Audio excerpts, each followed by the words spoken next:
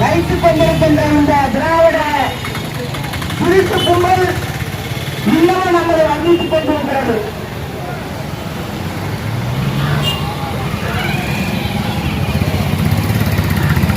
இந்த பாட்டாளி மக்கள் கட்சியுடைய மருத்துவர் ஐயா அவர்களால்